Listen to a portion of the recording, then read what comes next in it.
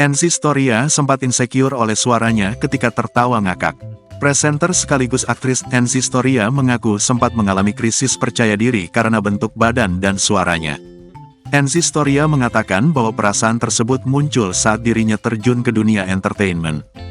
Kala itu Enzi Storia melihat bahwa orang-orang yang ada di bidang entertainment memiliki penampilan yang sangatlah sempurna. Di mana, Enzi Storia melihat pada awal karirnya banyak artis lain yang memiliki badan yang kurus. Sedangkan dirinya tidak terlalu kurus.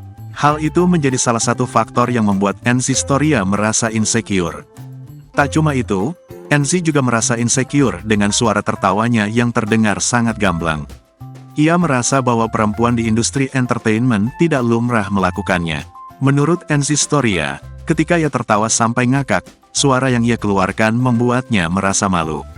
Lantaran ia merasa perempuan lain tidak tertawa ngakak seperti dirinya.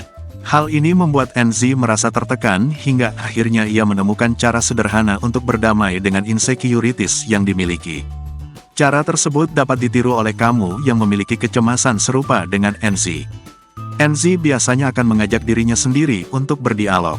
Dalam dialog tersebut, ia berusaha untuk menghibur diri agar lebih legawa menerima kondisi yang ada. Ia pun menilai bahwa kekurangan dirinya bisa menjadi suatu kelebihan. Kini Enzi bersyukur karena suaranya justru bisa membawa berkah dengan menghibur penonton.